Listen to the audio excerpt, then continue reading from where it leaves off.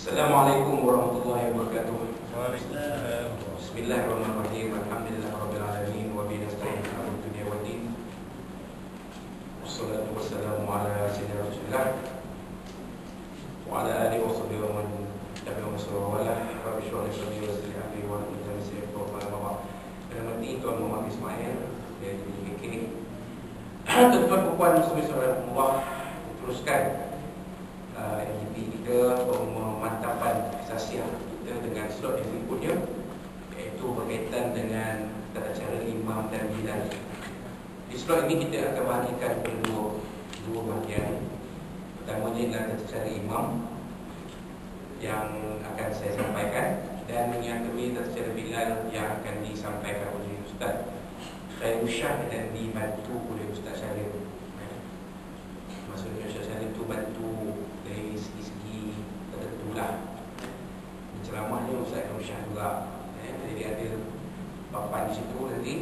Jadi Ustaz Khairul Syah akan dalam situ, dan Ustaz Salim akan bantu lah di mana-mana yang perlu. Jadi yang pertama sekali kita pergi kepada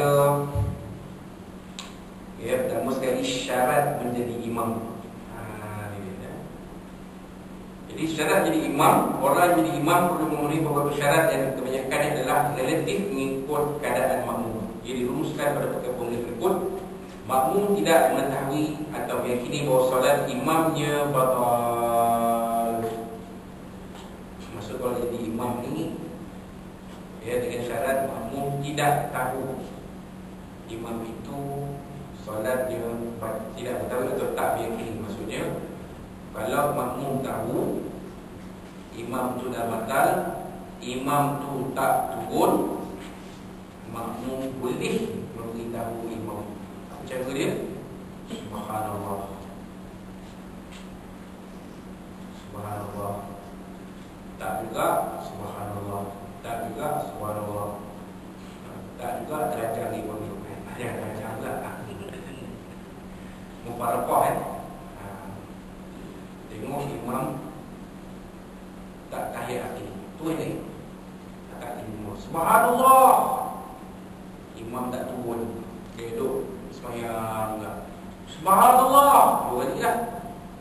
Tak juga Subhanallah, tu kali ini tak makan sama dan rukuk ke imam tu.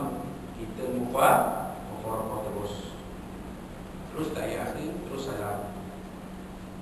Semayang imam tu yang batal, semayang kita tak batal. Masih akan dapat pahala jemaah, masih dapat, walaupun kita dah mubarakah. Yang batal semayang imam lah, pasal dia menambahkan. Itu syarat jadi imam.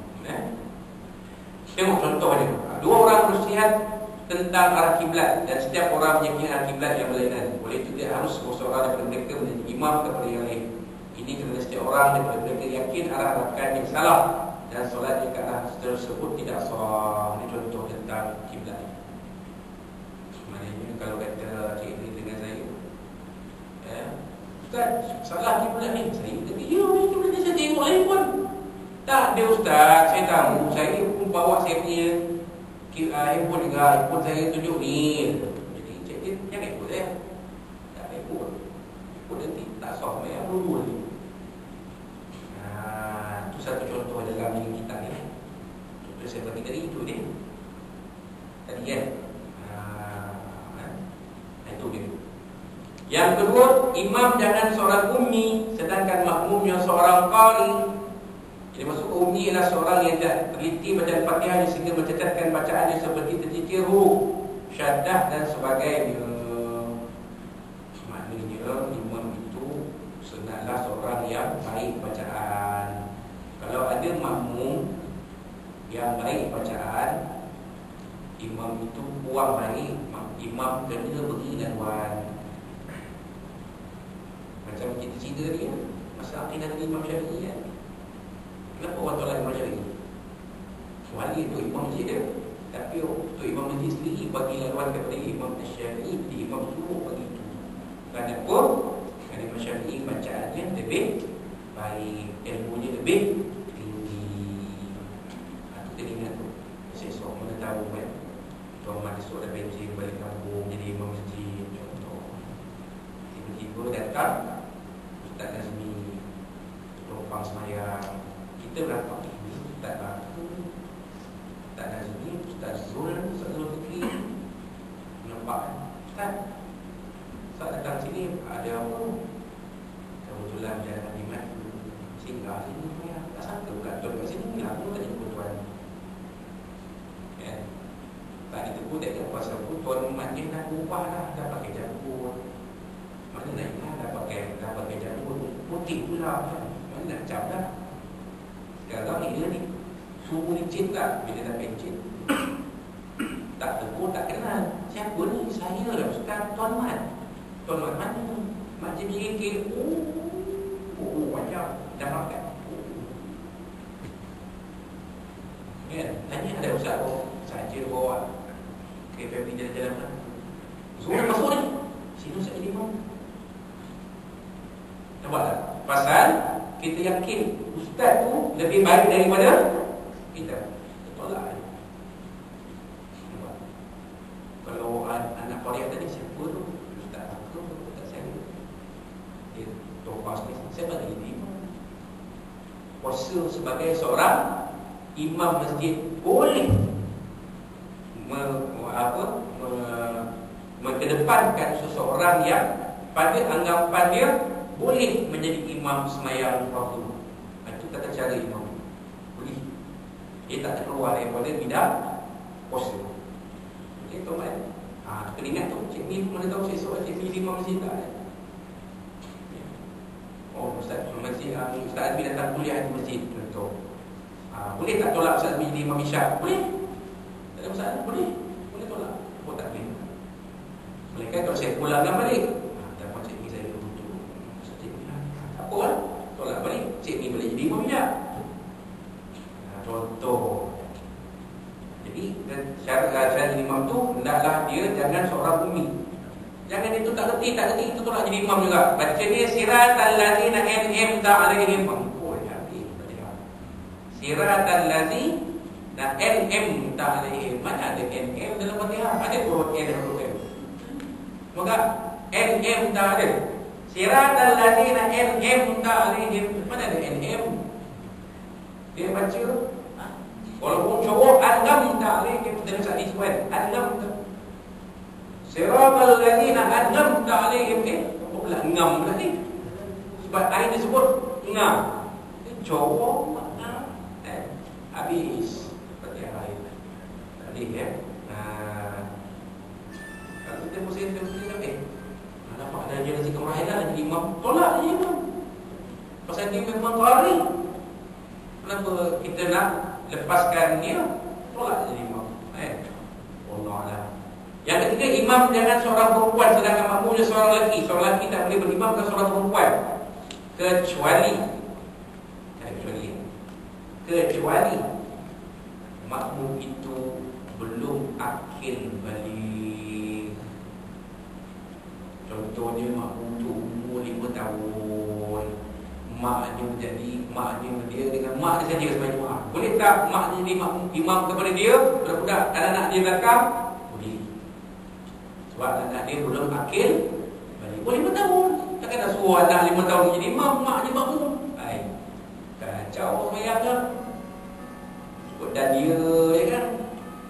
Boleh tak mak jadi imam kepada anak-anak dia yang masih kecil? Boleh. Dalam situasi yang lain tak boleh.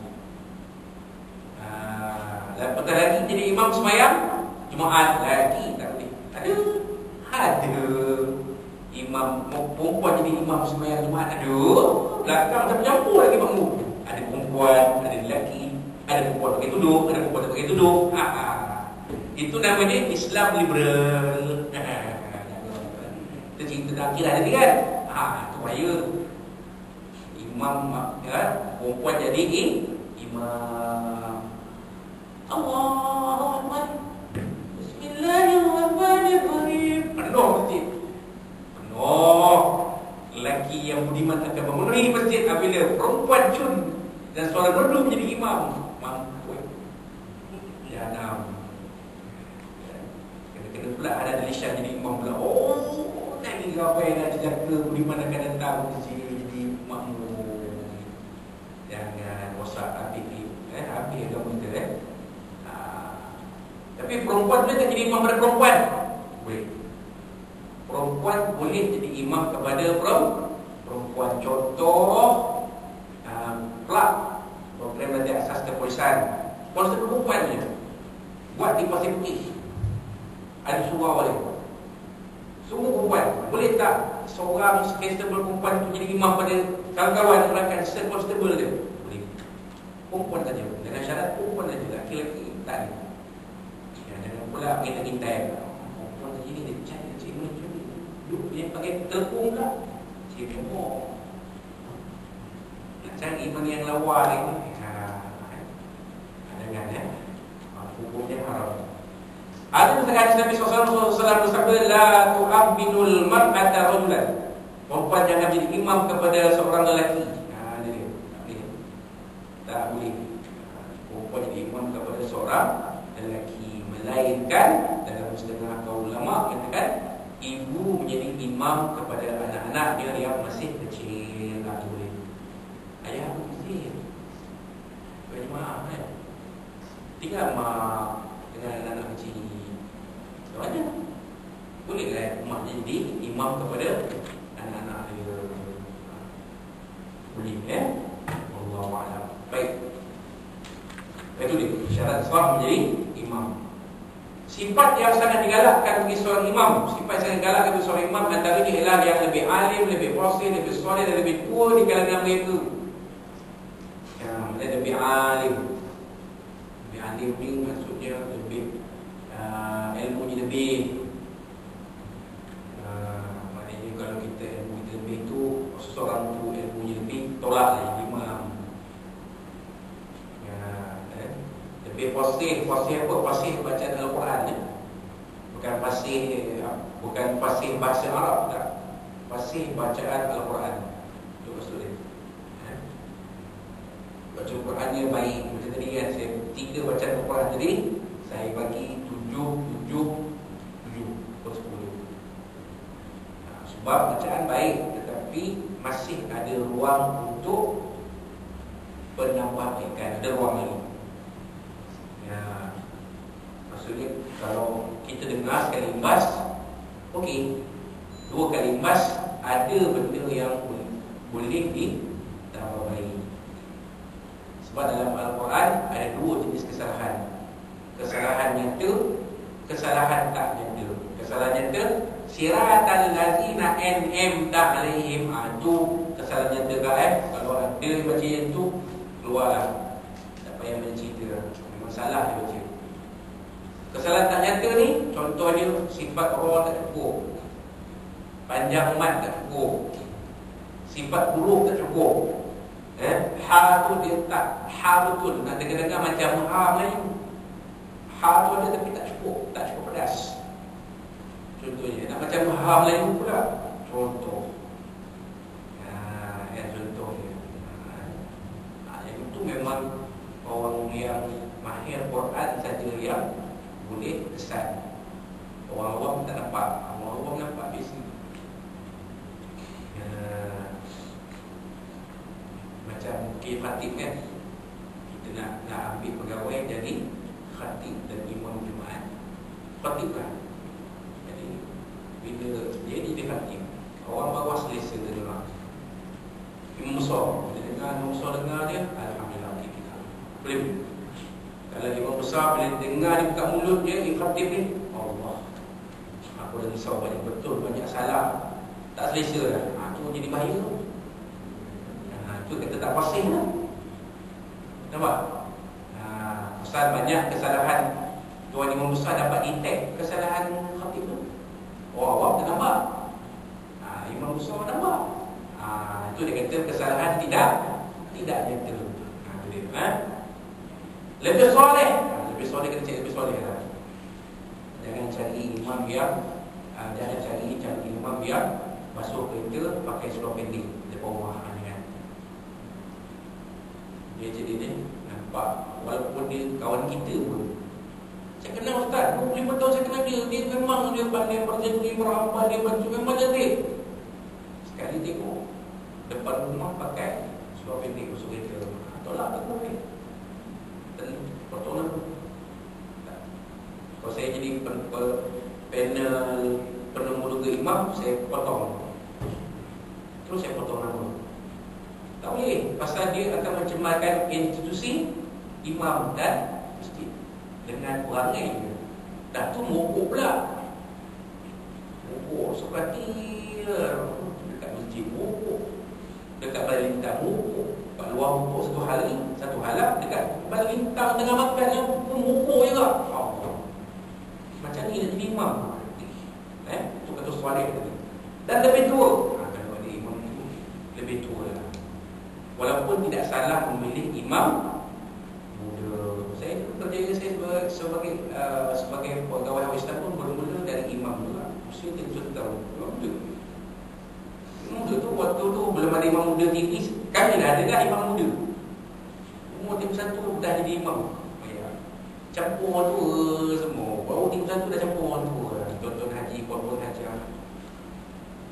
Imam, kalau imam tak kahwin ni saya buat imam jadi menantu saya. Bayang waktu tu cerita pun. Bayang tak? Orang ada orang nak buat saat jadi menantu tau. Pasal kahwin je tak jadi nak buat menantu. Pasal imam tu, imam muda. Tapi sebaik-baik imam tu biarlah imam yang agak berusia macam Ustaz sebelum ni 50 dah 47 boleh 50 tu Ustaz Syahrir ni boleh 56 okey senang cantik apalagi Cik Din tentulah lagi-lagi boleh lah 50 lebih kan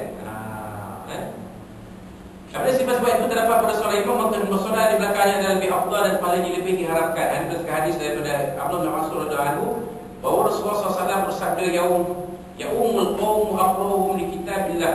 Jadi imam di suatu kumpulan ialah orang yang lebih pandai membaca Al-Quran fa in kanu fil qira'ati sawa'an. Fa'alamuhum bis sunnah. Yang mereka setara dalam bacaan maka yang lebih alim dalam hadis. Maksudnya lebih alim dalam mengikuti sunnah Nabi SAW. Ini dia kehidupan dia. Kalau sama juga Fa'inkan lebih sunnah sawa'an Fa'aflamuhum hijrah. Maka yang lebih dahulu berhijrah. Ini cerita tentang kedudukan masyarakat lah. Fa'inkan lebih hijrah sawa'an Fa'aflamuhum sinan. Kalau masih sama juga maka pilih yang lebih tua dekat agama itu. Ini sedang kita salah. Tengok Quran sama. Tengok cara pengamalan sunnah sama. Pakai seluruh sama. Pakai sedak lagi sama. Tengok pula kedudukan masyarakat sama. Dia ni bekas peribadatan, dia ni bekas peribadatan sama je. Jadi bekas pengarah, dia ni bekas sama je. Tengok mana tu, dia ni 65, yang ni bawa pencen 60, ambil 65. Nampak? Kan? Walaupun tak salah memilih imam muda. Tapi imam muda tengoklah kalau imam muda tu, kalau Quran bagus, bahawa sunnah bagus, kan? Ambil imam muda ni. Itu cerita Wallahualam. Baik, sebagaimana diketahui bahawa orang yang berwuduk boleh mengikuti imam yang bertayamum dan imam yang bertayamum dan imam yang punya pukul. Begitu juga orang yang berdiri mengikut imam yang duduk, orang yang balik berimam yang kanak-kanak, orang yang bebas berimam ke hamba, orang sehat berimam ke orang yang tidak tua. Dan terus ayat kecilnya orang yang bersolat tunai mengikut imam yang bersolat qada, yang bersolat fardu berimamkan orang yang bersolat sunat dan begitulah sebaliknya. Tapi dalam keadaan di Malaysia ni sebaik-baik imam tu yang sempurna perbuatan solat dia. Macam saya tolak dah memang tak boleh. Takkan saya dapat kursi depan jadi imam pula, tak kena lah. Dalam ni semua sujud, saya pula menunduk bawah. Tak sedap. Jadi biarlah imam tu seorang yang sempurna perbuatan solat dia supaya boleh diikuti oleh makmum. Itu dia. Walaupun boleh tapi itulah dia. Kalau orang yang bebas memang hamba tak masalah, tak isu.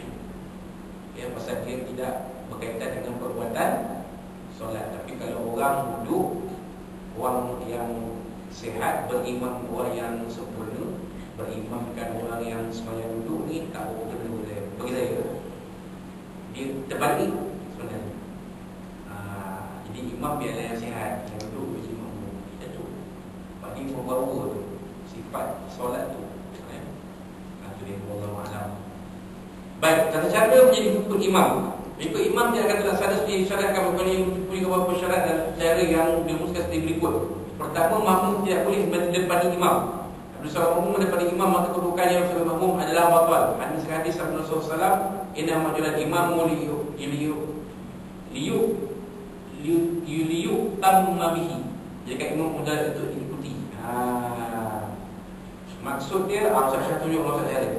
Jadi modal doang. Ustaz Syah jadi imam, Ustaz Syah jadi makmum. Ataupun kita boleh bersedia, boleh. Siapa yang nak jadi volunteer? Hari yang dua mengujar ni. Kemudian jadi volunteer. Seorang imam, seorang makmum. Siapa nak jadi imam, siapa nak jadi makmum? Volunteer dia tak apa.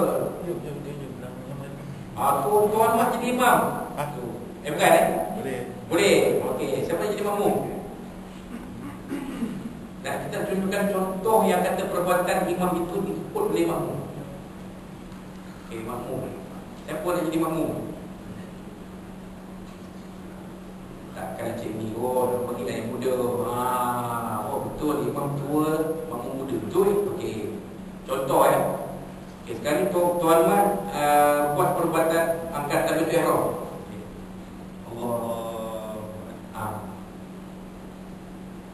Okey, itu adalah tata cara betul. Maksudnya imam ini dia mendahului makmum.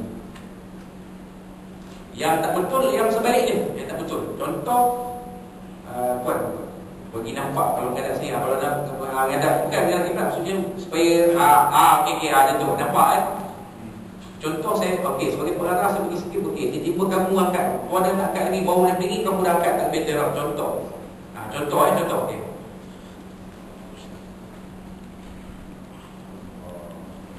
Betul. Tak betul kan? Pasal apa? Sebab makmum dah takbiratul ihram dulu, baru imam takbiratul ihram, tak betul lah. Sedangkan makmum tidak boleh mendahului imam ataupun serentak. Contoh jadi, okey Tuan. Itu tak betul juga. Serentak pula. Makmum dengan imam serentak mengangkat takbiratul ihram. Tak betul lah. Itu cerita dia. Wallahu a'lam. Okey, Tuan. Terima kasih. Untuk perbuatan kedua kan kita tengok yang lain juga. Ambil jadi apa ni, cikgu ke, cikgu ke. Okey. Baik. Makmum imam bermaksud ikutan. Hal ini akan terlaksana kecuali apabila yang mengikut ke belakang, namun tidak menghapus kedudukan makmum selari dengan imamnya walaupun buat itu makruh. Oleh itu makmum solat sunat berdiri ke belakang sikit daripada imamnya dan batas solat makmum di belakang sebaliknya. Kedudukan yang diambil kira menentukan keharapan dan kepakaian adalah kedudukan bagian tumit. Walaupun yang lebih daripada seorang adalah berbaris di belakang imam. Tapi jika seorang saja berdiri dah di sebelah belakang imam. Dan bila datang seorang lagi, dia adalah berdiri sebelah kanan imam. Kemudian barulah kedua-dua yang duduk di belakang dan imam yang melangkah ke hadapan. Ini cantik, bagus ni. Tadi kita ambil lain. Okey, Cik Mi dengan sahabat-sahabat kita doang. Berlakon. Imam doang ni. Cik Mi jadi imam lah. Cik Mi orang lama jadi imam. Lakon ni shooting. Okey. Ataupun Cik Din jadi imam kedua. Cik Din jadi makmum kedua. Dia belum masuk gini. Okey, ni contoh tengah sembahyang ni. Puan sembahyang. Okey. Terus pergi kepada takbiratul ihram. Ni apa, qiyam Dia belum masuk ni. Cik Din belakang. Konon bertiang ni. Contoh bertiang. Kita tengah sembahyang ni. Cik Din belakang tiang. Konon-kononnya baru sampai. Okey. Masuk. Okey, tengah qiyam tengah bertiang. Okey. Dan Cik Din belum pergi, baru nak sampai. Jalan-jalan, lepas tu Cik Din buat. Jalan depan. Lepas tu takbiratul ihram. Tepuk kawan sebelah, tarik belakang. Jangan masuk. Yang dia seperti itu. Cik Din jangan masuk sama. Jangan masuk sama lagi. Belakang. Okey. Tepuk dulu, Okey. baru ambil. Itu dia. Cara itu maksud dia. Sebab bila kita makmum seorang, dia akan berada kanan belakang sikit daripada imam. Tapi bila dah berdua, kena sama. Jadi macam mana makmum kedua tu nak tarik kawan yang dah masuk tadi awal? Jadi tu je tu. Okey. Masih. Ini Ustaz, kalau makmum yang asal tu Ah. dia tak bergajak ke belakang. Tak banyak dia Dia tak tahu. tak Dia tak faham. tu, dia tak faham lah. Tak faham tu pada dia lah. Tak jadi Kita apa. boleh teruskan. Boleh. Atau imam ke depan boleh? Kalau imam boleh juga imam ke depan sikit. Ah. Tapi masalah sekali yang tak faham ni yang sebelah ni. Yang Yang makmum lah pertama, makmum yang mula. Ah. Yang di sebelah ni dah tahu lah memang dia nak masuk. Tadi dah ajak Dia kan? tepuk dah. Dia sentuh. Lepas tu dia kena belakang kan. Ini imam Tapi dia tak faham. bergerak, imam boleh bergerak dan Makmum yang faham belakang tu. boleh masuk kan? Jadi mungkin nanti imam tu dia ke depan sikit supaya makmum yang sebelah kanan yang lama ni yang mula-mula tadi dia tak faham syarat tu. Dia kan buat dia kan step ke belakang. Betul tu. Tapi saya takut pula imam bila tu apa makmum yang kedua yang asal tadi ikut pula. Tu bahaya tu. Saya syorkan imam mesti ke tempat dia. Tak apa. Sebab dalam kelemahan makmum pertama akan faham, akan menyedari sebelah dia ada orang. Okey, wallahu a'lam. Baik. Okey, hari berdasarkan hadis daripada Sayyidina Jabir bin Abdullah radhiyallahu berkata, "Sholaitu khilaf khalfa Rasulullah sallallahu alaihi wasallam, fa qultu an yamini thumma ja'a Jabir bin Saqr fa qama an yasari fa akhadha bi aydina jami'an fadafa'ana hatta aqamana khalfahu." Maksudnya aku solat di belakang Rasulullah dan berdiri sebelah kanan baginda. Jabir bin Saqr datang dan berdiri sebelah kiri baginda, dan baginda memegang tangan kami sehingga kami ditempatkan di belakang baginda. Jadi zaman Nabi SAW tak ada YouTube kan, tak ada kamera pen, otak ada tunjuk kan. Jadi itu dia cara dia tadi. Wallahu a'lam. Okey, jarak di antara imam dan makmum sunat tidak melebihi 3 hasta, iaitu sekira 150 meter. Dan itulah sunat jarak antara setiap 2 saf. Jadi jarak yang makmum tu sunat tidak melebihi 3 hasta, 150 cm. Jadi jangan terlalu nanti imam makmum pun jangan terlalu imam dekat sini, makmumnya dekat pintu tu. Wah, luar dia pun tak boleh kan. Contoh antara imam dengan mak, suatu imam yang depan dia kena ada jarak, tapi dia jangan terlalu jauh. Jangan lebih 3 hasta. Kalau lebih 3 hasta tidak sah sembahyang jemaah. Sebab itu kalau nak sembahyang kita nak sembahyang tarawih, contoh bulan Ramadan tengok ada sembahyang tarawih live di Mekah. Wah, sudah bagus. Itu betul jadah menghadap kiblat tau. Kita ikut Allah itu pun sama. Sah tak jemaah? Dia sah, kita tak. Sebab kita jarak dengan dia terlalu jauh.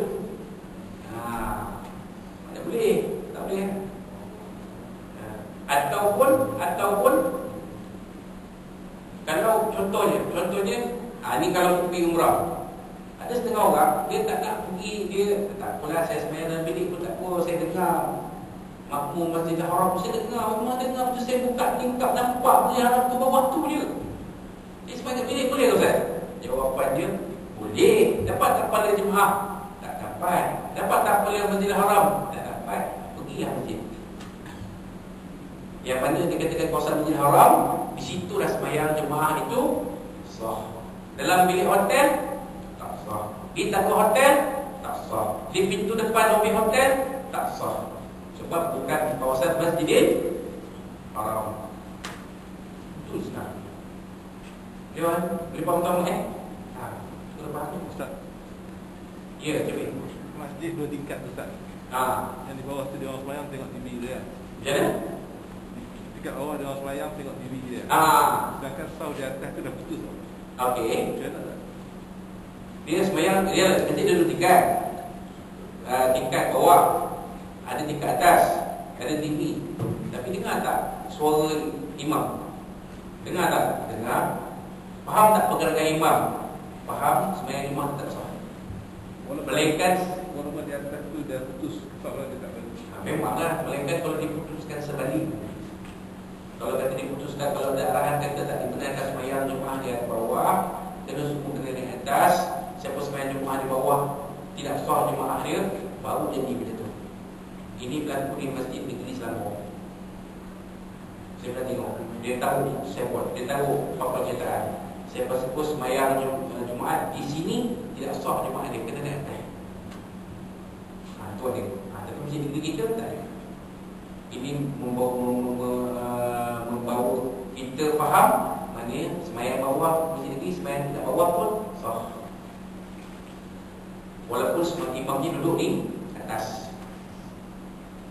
Sebab di bawah tu boleh makmum di bawah boleh ikut pergerakan makmum di atas. Saya faham. Sebab tak ada sembot, tak ada kan? Masjid negeri kita tak ada sembot. Di masjid negeri Syaklah mana? Ada sembot. Bawah tu sampai orang bawah tu senang, tak payah nak panjat belakang kan tangga ke main. Tapi masalahnya sembot ada. Tak dibenarkan sembahyang Jumaat di sini. Dan sembahyang Jumaat di sini tidak sah. Maksudnya kalau sembahyang Jumaat di tingkat bawah tu, majlis negeri Syaklah sembahyang tingkat bawah tu tak sah sembahyang Jumaat bawah. Kena naik atas.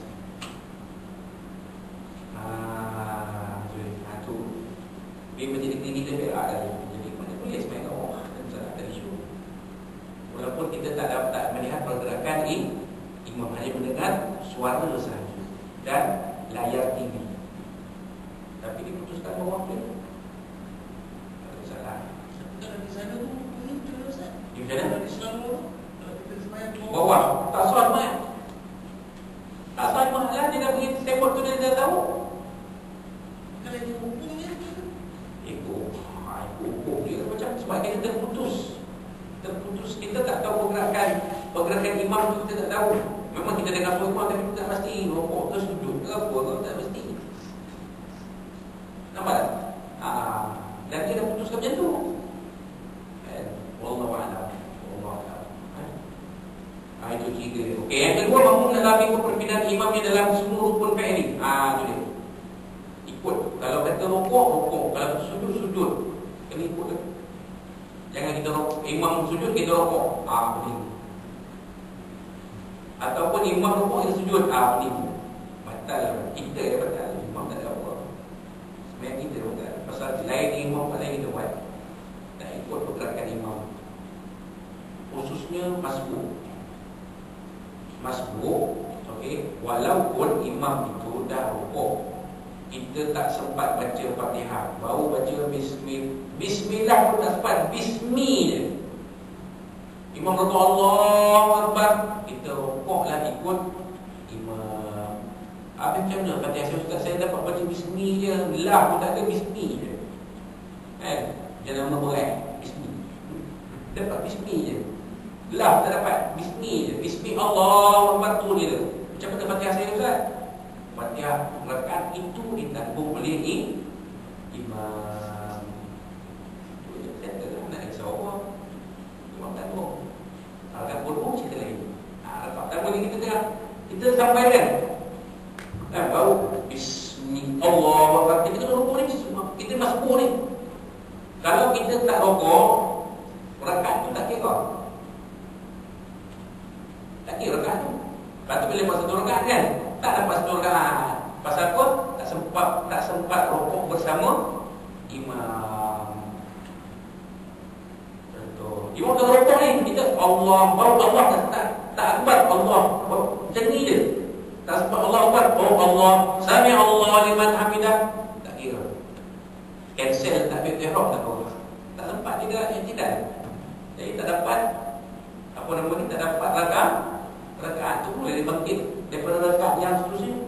Atau kalau dia rakaat akhir, dia tahiyat, kita kena jumpa juga. Nampak?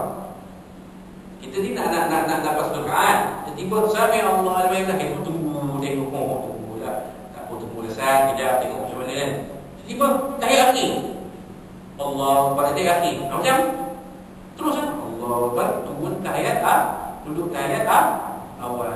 Baca tahiyat awal bila imam Assalamualaikum warahmatullahi. Naik kita. Naik kita tu rakaat yang pertama. Sampai ni. Dapat tak pahala Jumaat? Dapat. Dia yang tak dapat macam mana tahu? Bila kita nak angkat ni, Allah nak angkat. Imam tak akhir ni. Tak akhir ni. Tak nak habis. Terdengar dia dah baca. Dia dah fil alamin innaka hamidum majid. Kita dengar. Lepas tak dengar. Kita Allahu. Pula akbar lagi. Assalamualaikum warahmatullahi. Assalamualaikum warahmatullahi. Tak jemaah. Buat jemaah saya kuat pula dengan orang lain. Mana kita dengan imam tu tak dapat pahala jemaah sebab tak sempat ikut, tak sempat nak ni. Belum Allah belum tak kena ihram, tak sempat imam dah bagi salam baru Allah. Kalau Allahu akbar walaupun kita terturun betul ni tapi dah sempurna dah. Allahu akbar. Assalamualaikum warahmatullahi wabarakatuh. Imam dah start bagi salam kan? Jalan terus. Tak payah berhenti, jalan terus. Dapat tak pahala jemaah? Dapat. Tuan, dapat sebab sempat tak beda ihram. Sekurang-kurangnya ikut sebagai makmum. Walaupun tak turun ke bawah. Tak turun lagi ni, bawah gigi lagi ni, bawah tak kita. Sempurna tak beda ihram, sempurna lagi. Jalan terus. Pahala jemaah dapat tak? Kira tak makmuman? Kira. Ya tuan kira. Yang tak kira ialah tak sempat Allahu akbar, tak sempat bau Allahu ataupun Allahu akbar, tak ada Allahu akbar. Imam dah bagi salam, habis.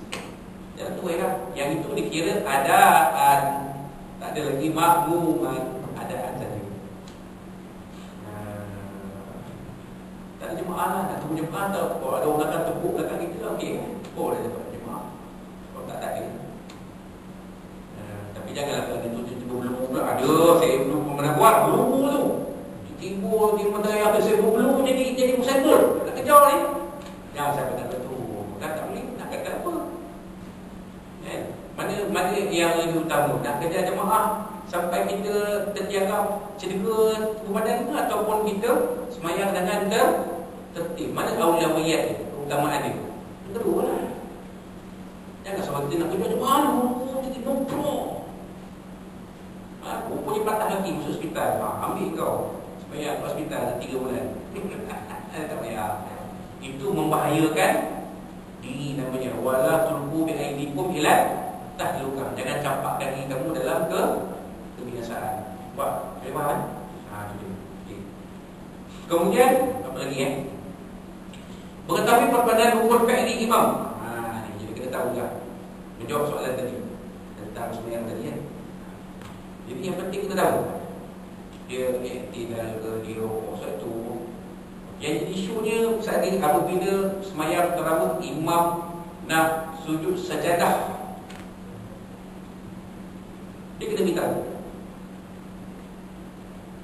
Dalam imam tu baca ayat, dia baca ayat saat dia pasal masuk ke depan dalam rakaat tu dia akan baca ayat sajadah. Dia kena beritahu Assalamualaikum tuan-tuan buat dalam sembahyang ini rakaat kedua imam akan baca surah sajadah.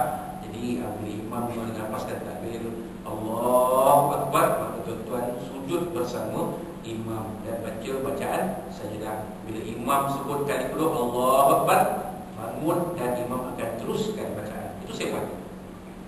Jadi orang kampung tak confuse. Bila tak cakap orang confuse. Allahu akbar tiba imam sujud, Allahu akbar orang dah pening lah. Sujud dah pening. Pasal ayat sejadah tu yang kita tahu satu je surah sejadah. Lain ada tak? Ada kan? Sembilan tempat dalam Al-Quran ada ayat sejadah.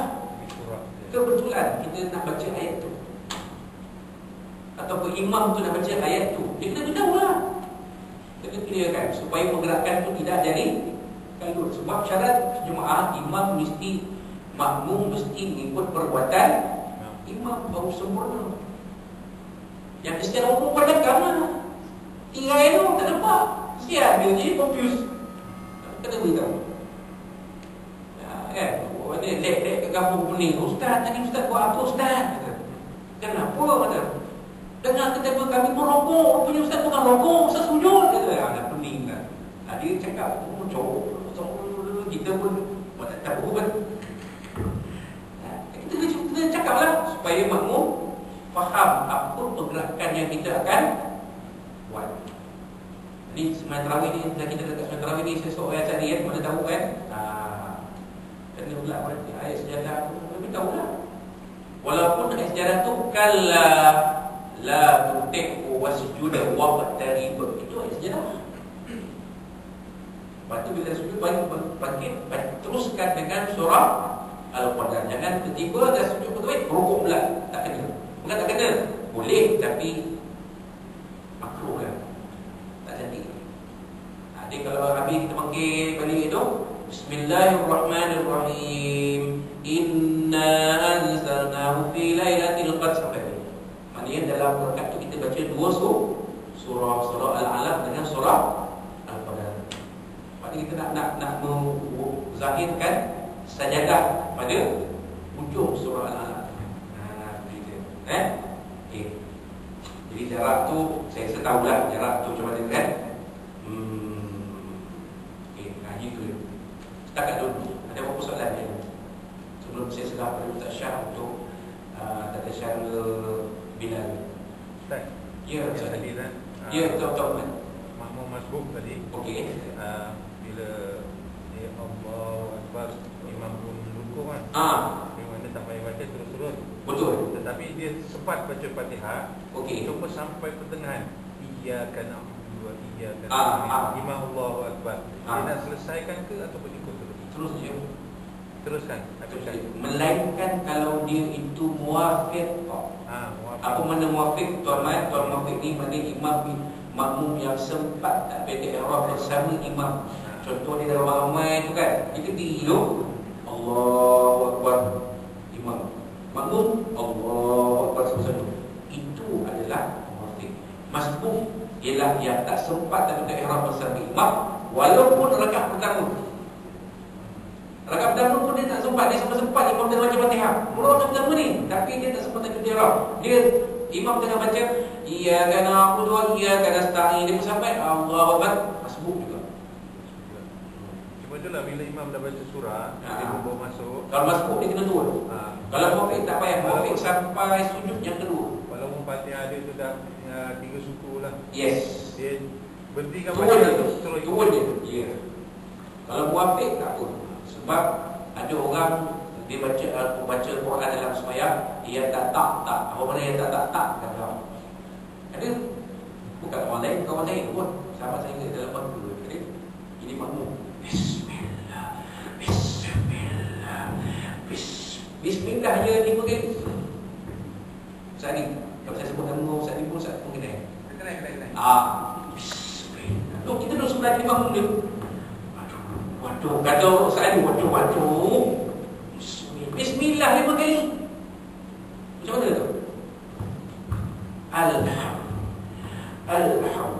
Alhamdulillah tak habis Rabbil Alamin, tak sampai Alhamdulillah 5 kali. Aduh, peninggal aku. Yang ini dia kata ya tak. Kalau dia muafiq, kalau dia lambat sekalipun dah rukuk pun dia boleh teruskan bacaan dia sampai sujud kedua. Sujud kedua kalau dia tak lepas juga dia kena rukuk terus. Sujud pertama. Dia kena rukuk terus. Dan rakaat tu luput bagi dia. Walaupun dia jadi muafiq, rakaat tu luput. Habis salam imam dia kena tambah 1 rakaat. Sebab itulah bahaya.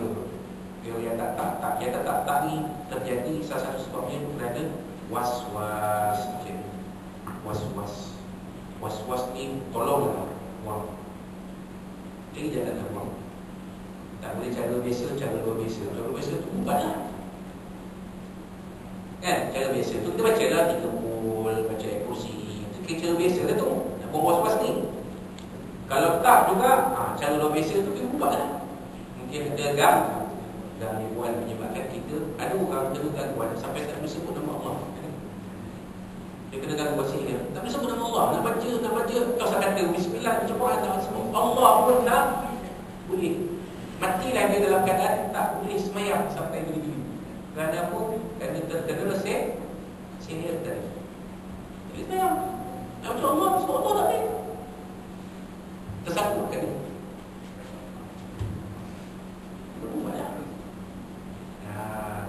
Masih tuan-tuan soalan cantik.